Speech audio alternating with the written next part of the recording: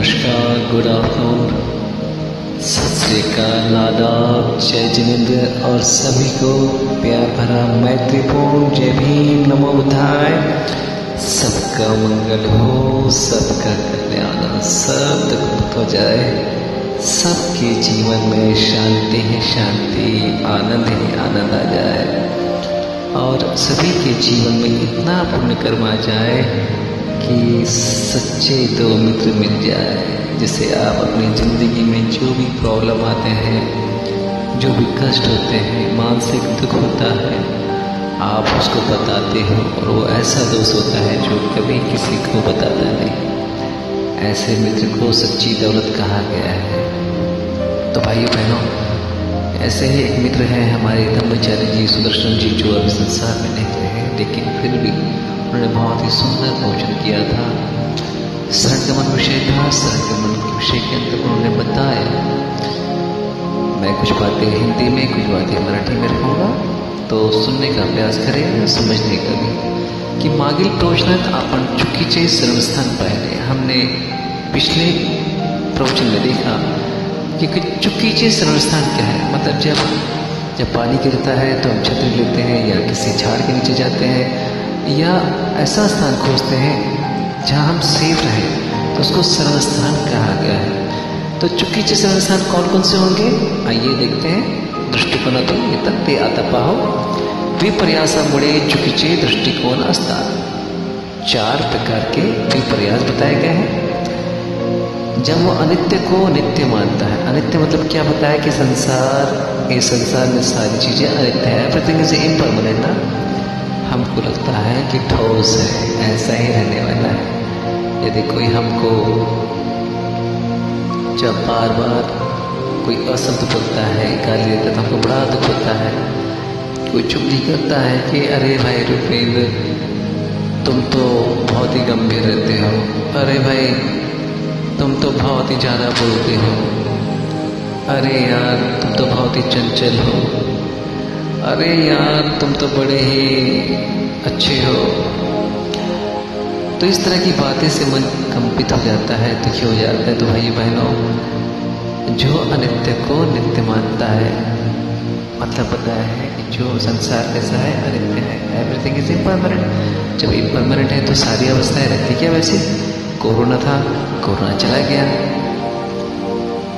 दुकाल आएगा, पावसाड़ा आएगा, हिवाड़ा आएगा, ठंडी के दिन आएंगे, गर्मी के दिन आएंगे, बरसात के दिन आएंगे, चेंज होता है। तो कोई भी चीज़ परमानेंट होती है क्या। बचपन में जन्म लेते हैं, बचपना होता है, फिर बड़े होते हैं, जवान होते हैं, फिर बूढ़े होते हैं, फिर संसार से विदा हो जाते हैं।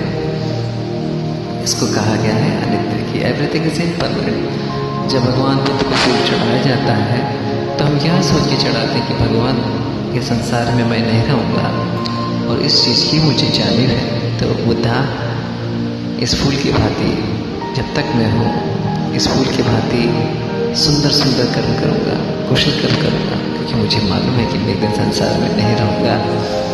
तो जो अनित्य को नित्य मानता है, जो अनात्मा को आत्मा मानता है, विषय गंभीर है। जो दुखाला सुख मानता, दुखाला सुख मतलब होता है कि जब आप किसी प्रिय व्यक्ति, सुंदर लड़की हो, सुंदर स्त्री हो, उसमें देख के फंस जाते हैं, आपको लगता है कि यार ये मेरी होना चाहिए, और आप क्या करते हैं, अपना बनाने का प्रयास करते हैं, उसकी अपेक्षा करते हैं कि उसने आपसे मिलना चाहिए, बात करनी चाहिए। आप तड़पते हो, तकलीफ में रहते हो, क्यों? क्योंकि वो एक्चुअली दुख का घर होता है ना, लेकिन आप उसे सुख मानते हैं, उसके पीछे पीछे जाते हैं। और एक दिन ऐसा आता है कि वो भी बूढ़ी होती है, जवान होती है, उसका भी जन्म होता है, जवान होती है, बूढ़ी होती है, बाद में संसार को बाय बाय कर देते हैं। इस संसार में सारी चीज़ें जो हैं दुखद वाली हैं, सुखद वाली नहीं है। तो बुद्ध ने कहा कि जो दुख को सुख मानता हो, जो पुरुष को सुंदर मानता हो, शरीर ऐसा कहता है बुद्ध कि शरीर 32 गंदगियों का बना है। शरीर हड्डियों का नगर है जिसे रक्त और मांस से लेपा गया है, और उसमें क्या छुपा है, जरा भी दुखो, जाति भी दुखो, मरण भी दुखो, बुढ़ापा भी दुख है, जन्म लेना भी दुख है और मरना भी दुख है। लेकिन हम क्या करते हैं, बड़ा संसार को सुख समझते हैं, संसार ऐसा ही रहेगा, लेकिन दुखों से बड़ा संसार है। और हम हर एक ग्रुप चीज को सुख सुंदर मानने लगते हैं। तो या तो चुकीचे दृष्टिकोण निर्माण होता, इससे क्या होता है, हमारी जो दृष्टी होती है वो गलत हो जाती है। त्यातूनच चुकीचे शरणस्थान निर्माण होता। चुकीचे शरणस्थानाला समजणे म्हणजे आध्यात्मिक जीवनाचे सार जाते हैं। यदि आप गलत रास्ते में जाओगे तो आप कैसे पहुंच पाओगे ना एनलाइटमेंट की ओर? जब आप गलत शरणस्थान खोजोगे, जब आप अनित्य को नित्य मानते हो, जब अनात्मा को आत्मा मानने लगते हो और दुख को सुख मानते हो और कुरूप को सुंदर मानते हो, तो कैसे जाएंगे आप एनलाइटमेंट के रास्ते पे, बोध चित्त के रास्ते पे कैसे जाओगे? आपका चुकीचे शरण स्थान है ना। जब आप शरण गलत लोगे, गलत लोगों की संगत करोगे, दुख मिलने वाला है आपको। चलो देखते हैं आगे जाके की मग आपण पाहू शकतो की काय धरून ठेवले आहे व काय सोडले आहे हे पाहता आले पाहिजे। मग जर एखाद्याला विचारले की तुम्ही जीवनात शरण गमनाला प्रथम स्थान दिले आहे का, तर होय उत्तर येते। किसी से पूछा कि भाई आप शरण गमन को प्रथम स्थान देते हो क्या? जीवनात किती वेळा त्रास आढळतात तेव्हा एकदाही नाही असे उत्तर येते। हे सत्य मान्य केले तर आपण सत्य जाणू शकतो। म्हणून शरणस्थान जीवनाच्या केंद्रस्थानी असले पाहिजे। त्रिरत्न जीवनात वर असते ते हळूहळू केंद्रस्थानी आणले पाहिजे। शिविर और ध्यान के माध्यम से हम क्या करते हैं, शरण गमन को हमारे मध्य भाग में मतलब केंद्र जीवन के केंद्र स्थान में कर सकते हैं। ऐसा कहता है कि माणसामध्ये दोन प्रवृत्ती असतात, दो प्रकार की आदतें स्वभाव होते हैं। प्रवृत्ती म्हणजे आदत। शरणस्थानाकडे जाणे, कधी कधी खऱ्या शरणस्थानाला महत्व देणे, कभी कभी वो इम्पोर्टेंस देता है सही शरणस्थान को। यदि वो दुख है तो उसको दुख को ही स्वीकार करता है कि असे दुःख का घर है।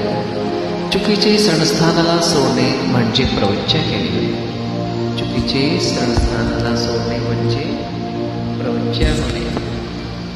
ऐसे ही हुआ, एक मेरा दोस्त था, सॉलिटरी में गया, एकांतवास में गया।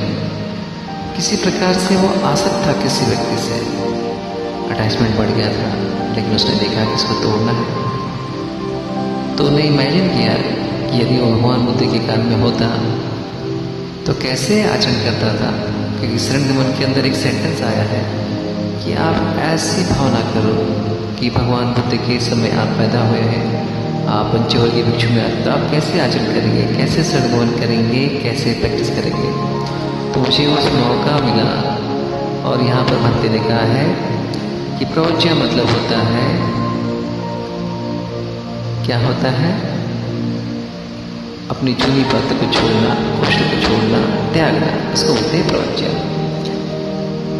तो बताया है कि प्रवृत्तियाँ घेणे म्हणजे काय, चुकीच्या शरणस्थानाला सोडणे म्हणजे प्रवृत्तियाँ घेणे होय। खऱ्या शरणस्थानाला स्वीकारणे म्हणजे खरे शरणस्थान होय। प्रवृत्तियाँ घेतल्याशिवाय शरणस्थान निश्चित होत नाही। प्रवृत्तियाँ घेतल्याशिवाय शरणस्थान निश्चित होत नाही। अपन अजूनही इसका मतलब क्या हुआ कि जब आप प्रवृत्तियाँ लेते हैं, प्रवृत्तियाँ मतलब क्या हुआ, यहाँ जब दीक्षा होती है तो आपका शरणस्थान निश्चित होता है कि आप किसी भी आसक्त वाले व्यक्ति से आसक्त नहीं होंगे। यदि आपकी शादी हुई है तो आप आपकी पत्नी से संतुष्ट रहेंगे, आप कहीं नहीं देखेंगे तो टालेंगे, है ना। तो यहाँ पर प्रवृत्तियाँ अर्थ होता है जब आपकी दीक्षा होती है, धार्मिक दीक्षा, तो उसमें यह बताया जाता है कि अब आपने सही शरणस्थान चुना है। अब आप क्या करेंगे, जो गलत स्थान है शरणस्थान उसको छोड़ देंगे। जैसे आप अनित्य को नित्य नहीं मानेंगे, अनित्य है तो अनित्य ही मानेंगे। जब वो आप बोलेंगे अनात्मा है तो आप बोलेंगे यस आत्मा नहीं अनात्मा ही है। तो आप बोलेंगे संसार में बहुत दुख है तो आप क्या बोलेंगे, यस दुख है, सुख जैसा कोई चीज़ नहीं है, सारा संसार दुख से बना है। जब आप पुरुष को देखते